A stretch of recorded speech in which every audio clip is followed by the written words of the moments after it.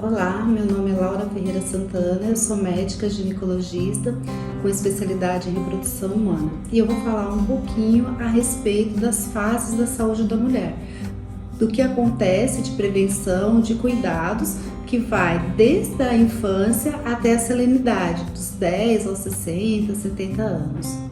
E como tudo começou, de onde isso começou, né? Vem da minha escolha, de quando eu escolhi fazer ginecologia e obstetrícia. Quando eu entrei na faculdade, eu não tinha ao certo exatamente o que eu ia fazer. Quando eu assisti o primeiro parto, eu fiquei tão impactada, tão encantada, que não tinha mais volta. Trazer a vida, esse seria o caminho que eu escolhi para a minha profissão para os meus próximos anos. Eu decidi fazer ginecologia e dentro da ginecologia se abriu um novo caminho, porque tem tantas áreas dentro dessa especialidade que eu tinha que escolher novamente. E aí eu escolhi a reprodução humana. E por que a reprodução humana?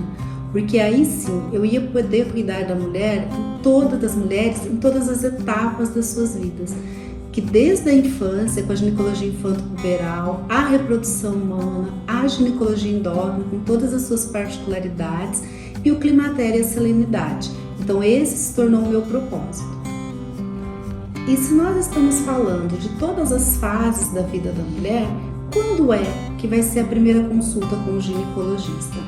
Essa consulta, ela deve ocorrer quando começa o desenvolvimento do corpo da mulher. Quando começa o aparecimento das mamas, o aparecimento dos pelos pubianos, que vai culminar com a puberdade, né? Que é a fase da adolescência. Isso não tem uma idade específica. Em geral, isso ocorre com 8, 9, 10 ou 11, 12 anos. Essa é a fase da primeira consulta. E aqui, essa consulta, ela deve ser feita de 6 em 6 meses, porque exige um acompanhamento mais de perto. Os extremos reprodutivos precisam ser seguidos mais de perto, porque nessas fases podem acontecer alterações, e alterações muitas vezes que a gente deve intervir. Mas e antes, né? Seria necessário levar uma criança, uma menina ao ginecologista? Existe essa necessidade? Algumas situações sim. Muitas vezes essa mama ou esses pelinhos ou até a menstruação pode ocorrer em idades antes da que eu comentei anteriormente. E aí sim você deve levar para ver se existe uma causa de uma puberdade precoce, onde o médico vai atender, vai fazer o exame físico e pedir exames complementares para tentar descobrir essa causa. E isso é super importante. Outra situação que a gente é muito comum na ginecologia infanto-puberal seria as infecções. Muitas vezes essas crianças começam a aparecer com corrimento, que seria uma secreção na calcinha recorrente, e muitas vezes a mãe não sabe o que é, o pediatra também não sabe muitas vezes, e busca o ginecologista para que ele, através do exame físico e de exames complementares, procure saber o que é e tratar adequadamente essa criança. E passada essa fase aí, né, da infância e do desenvolvimento puberal, ela tem um marco que seria a primeira menstruação, que a gente considera como uma data, a menarca, é a data da primeira menstruação.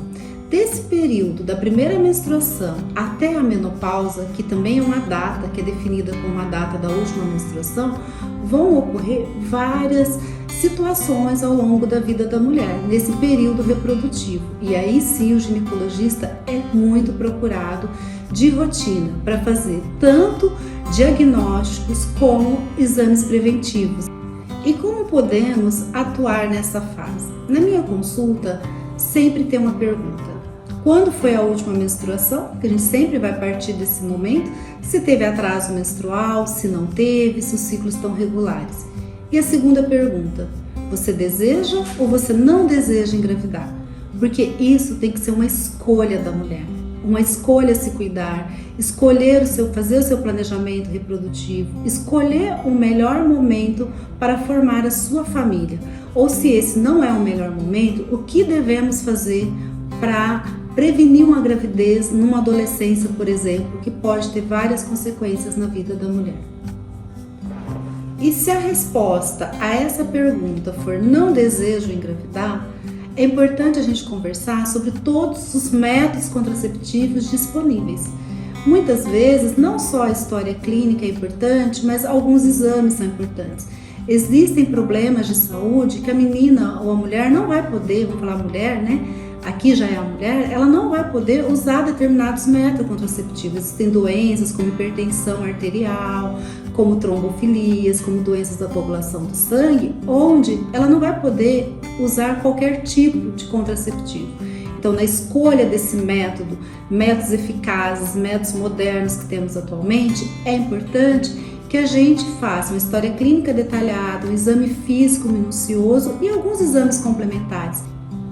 Por exemplo, se essa paciente, essa mulher, ela tem uma hipertensão arterial ou ela tem um colesterol aumentado, eu tenho que saber antes de escolher o método, porque pode ser que esse método traga risco para a sua saúde. Então, a escolha do método, os critérios de elegibilidade que a Organização Mundial da Saúde determina, a gente vai visar o melhor método com menos risco. E isso muitas vezes vai precisar de alguns exames. Procure seu médico, converse com ele sobre isso, porque essa escolha ela é importante para a sua vida. Com relação aos tipos de métodos contraceptivos, nós temos inúmeros no mercado atualmente. Nós temos os contraceptivos orais, que existe basicamente 2 tipos, estrogênio mais progesterona, e temos pílulas somente de progesterona. Temos métodos injetáveis, que podem ser mensais ou trimestrais.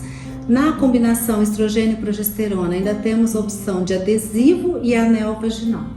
Fora estas opções, que são as mais conhecidas, nós temos também atualmente os LARCs, que seriam os métodos de longa duração reversíveis com eficácia contraceptiva bem importante. Para termos uma ideia, por exemplo, a cirurgia da mulher, a laqueadura tubária, ela tem falhas. Isso é importante a gente falar. Não existe um método 100%, todo método tem falha. A cirurgia da mulher, que é considerado o padrão ouro, ela falha 1 para 200, ou seja, de cada 200 mulheres que fazem a laqueadura, uma pode falhar.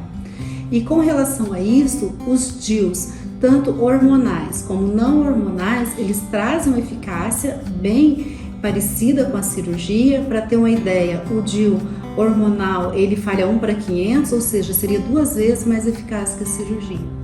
E atualmente nós temos um implante. No Brasil a gente só tem um tipo, então não tem problema eu falar, que é o Implanon, que ele é um contraceptivo hormonal de longa duração, ele dura 3 anos e ele falha 1 para 2.000, ou seja, ele é 10 vezes mais seguro que a própria cirurgia da mulher. Se comparando à cirurgia do homem, que é a vasectomia, que falha 1 para 1.500. A vantagem desses métodos é que eles são reversíveis. Na hora que a pessoa quiser parar, ela para e volta à vida normal e tenta engravidar. Isso não vai interferir na vida dela. Uma coisa que é importante eu dizer, que é muito comum eu escutar no consultório, é que, doutora, se eu tomar o anticoncepcional por 10 anos, ele vai me dificultar em engravidar? Não, não vai.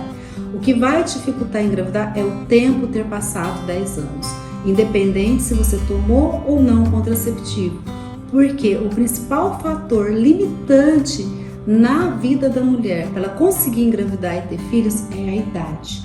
A idade é o principal fator limitante. Uma coisa é tentar engravidar com 20 anos, com 30 anos ainda ok, com 40 anos já é mais difícil, porque a reserva ovariana da mulher ela diminui progressivamente com os anos. A partir dos 35 anos a gente tem uma rápida diminuição dessa reserva. Não é que não vai conseguir, é mais difícil. Se a resposta àquela pergunta que a gente falou lá atrás for eu desejo engravidar, aí sim também teremos vários cuidados e atenção, né? A gente tem que repor ácido fólico, é super importante que toda mulher que deseja engravidar reponha para prevenir malformações do sistema nervoso central do bebê e do tubo neural. E durante essa fase de desejo engravidar, seria importante já fazer alguns exames pré-concepcionais para saber como está a sua saúde. Não existe nenhum esforço tão grande que uma mulher possa se submeter ao longo da sua vida que não seja estar grávida. Não existe nenhuma maratona, não existe nenhum esforço, porque o organismo muda como um todo. Então a mulher tem que sim se preparar para este momento. E durante a gestação, esse período tão importante da vida da mulher, o acompanhamento é mais de perto ainda. Até 36 semanas em uma gestação de baixo risco, porque gestante não existe sem risco, existe baixo risco e alto risco, o acompanhamento é mensal. A partir de 36 semanas, esse acompanhamento é semanal.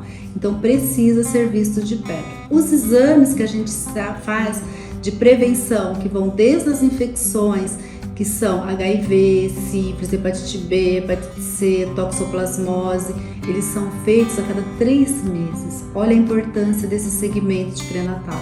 Também são feitos exames preventivos para detectar diabetes gestacional, são feitos exames da tireoide, são feitos, além desses todos que eu falei que são exames de sangue, são feitos também exames de urina para ver se tem infecção, porque muitas vezes a grávida não tem sintomas clássicos, porque o corpo está em uma adaptação. Então, esses exames são feitos de 3 em 3 meses. No final da gestação, a gente já tem um segmento importante com relação à cultura para Streptococcus. Esse exame, que é o exame do cotonete, que é colhido no final da gestação, ele tem repercussão para o nascimento dessa criança. Uma vez que a gente escolha por um parto normal e tem essa infecção, é importante fazer antibiótico para prevenir a infecção para o bebê. Então, esse período ele é intenso na vida da mulher, intenso nas consultas, para que tudo ocorra bem, para que a gente tenha aí, né, aquele momento tão feliz do nascimento do seu filho. Se aqui nós dividimos o período reprodutivo entre desejo e não desejo engravidar, isso vai mais além em prevenção. A fase reprodutiva da mulher, ela vai da primeira à última menstruação. Porém, a prevenção e os cuidados com a saúde da mulher devem ser em todas as fases da sua vida, que vai da infância até enquanto você viver, né? Isso é importante, estar sempre se cuidando e buscando a melhor assistência. Outro ponto importante que nós não devemos deixar de passar são as infecções, que também ocorrem em todas as fases da vida da mulher. Nós temos doenças como o HPV, que ele é a terceira principal causa de mortes de mulheres no mundo. E hoje em dia nós temos prevenção para isso. Nós temos exames que vão além do tradicional Papa Nicolau. Durante muitos anos ficou rotulada a consulta do ginecologista para colher o preventivo, né? Para colher o Papa Nicolau, mas isso vai além. E por que vai além? Atualmente nós temos exames modernos, nós temos o PCR para HPV e o PCR para infecção sexualmente transmissível. O PCR para HPV, ele vai anteceder em 10 anos o câncer de colo de útero. Como isso acontece? O Papa Nicolau, ele vê células, ele vê quem tem células alteradas já de câncer ou pré-câncer, né? E o PCR, ele vai ver quem tem risco de ter câncer. O HPV é a principal causa de câncer de colo de útero. Se eu consigo detectar quem tem risco de ter células alteradas, eu estou antecedendo em 10 anos um câncer de colo de útero. E isso é super importante. Porém, esse exame ele vai dar positivo em 50% das vezes que eu pedi. Então, não é motivo de apavoramento, é motivo, sim, de continuar a investigação. E se você me perguntar quando esse exame é feito, ele é indicado a partir dos 25 anos. E olha que interessante, ele é feito a cada 5 anos. Então, se ele der negativo, eu estou tranquila durante os próximos 5 anos. Se ele der positivo, eu vou ter que procurar um especialista e fazer uma investigação para ver se eu não tenho uma lesão muito inicial, que vai ter cura. A menopausa, ela define, então, o término do período reprodutivo da mulher. E aí, os extremos novamente nos trazendo mais atenção e cuidado. Quando que ocorre a menopausa? Na mulher brasileira, ocorre em torno dos 50 ou 51 anos. Porém, ela pode ocorrer dos 40 aos 65, sendo mais comum aí em torno de 50 anos. E aí novos cuidados surgem, né? As infecções sempre presentes, buscando tratar, prevenindo. Nessa fase é importante a gente saber que as alterações do corpo podem trazer consequências, como os sintomas que vão desde as ondas de calor, mal-estar, que interferem muito na qualidade da vida da mulher. Às vezes ela não consegue dormir direito. E aí, muitas vezes, ela vai ter indicação na terapia hormonal para trazer uma qualidade de vida. Só que eu posso fazer terapia hormonal para todo mundo? Não. Tem pessoas que têm riscos para a sua saúde. Então, a gente vai precisar, mais uma vez, individualizar o tratamento, fazer consultas, exames para identificar quem pode usar e se beneficiar dessa terapia hormonal ou outras opções, não é só hormônio que trata a climatério. E tem uma parte muito importante que toca ao ginecologista, que que seriam os sintomas geniturinários da menopausa, que seria o ressecamento vaginal, trazendo incômodo para a relação, sendo causas de infecção de urina recorrente, né? A infecção de urina, ela pode ser causa até de uma sepse, né? Pode ser algo muito grave. E a gente vai ter que intervir, ou intervir com hormônio, ou intervir com algum creme hidratante vaginal. Hoje em dia a gente tem a opção de laser terapia, então a gente vai intervir trazendo um benefício para essa mulher. Então a gente está seguindo da infância, período reprodutivo, período de climatério, né? E quando a mulher vai para os 60, 65 anos, a gente tem que pensar na saúde óssea dessa mulher. A osteoporose é uma das principais causas de fratura e de risco para a vida dessa mulher, né? Corre risco, uma pessoa que fratura o fêmur, fica acamado, tem risco de pneumonia. E aí vem, mais uma vez, a atenção do ginecologista e dos exames que você vai fazendo ao longo da vida, trazendo um cuidado para uma qualidade de vida. Hoje em dia se vive bastante e se vive com qualidade. Ou seja, os cuidados com a saúde da mulher vão começar desde a primeira menstruação ou antes, se necessário, e vão durante toda a vida. Não tem fim. Os cuidados e a prevenção devem ser realizados ao longo da vida. Vão ter períodos que essa consulta vai ser mais frequente, essa busca pelo especialista ela vai ocorrer mais frequente, mas uma vez por mês, como na gestação, uma vez por semana no final, de cada 6 meses durante o desenvolvimento puberal, a cada 6 meses no período de perimenopausa, mas pelo menos uma vez por ano é importante que tenha esse cuidado, que a mulher se cuide e assim consiga viver mais. A Organização Mundial da Saúde já mostra que a mulher vive mais, porque se cuida mais. Então, esses cuidados de prevenção e assistência, eles são por toda a vida. E quando falamos das fases da vida da mulher, a fase do climatério, onde ocorre a menopausa, ela vai dos 40 aos 65 anos. Nessa fase, cabe mais uma vez a atuação do ginecologista como prevenção, onde devemos prevenir o câncer de mama, entre os principais cânceres, né, que mais mata no mundo. Então é importante a realização de segmento e mamografia nesse período. A prevenção do câncer de intestino, com indicação de consulta com o proctologista e realização de colonoscopia em idade apropriada.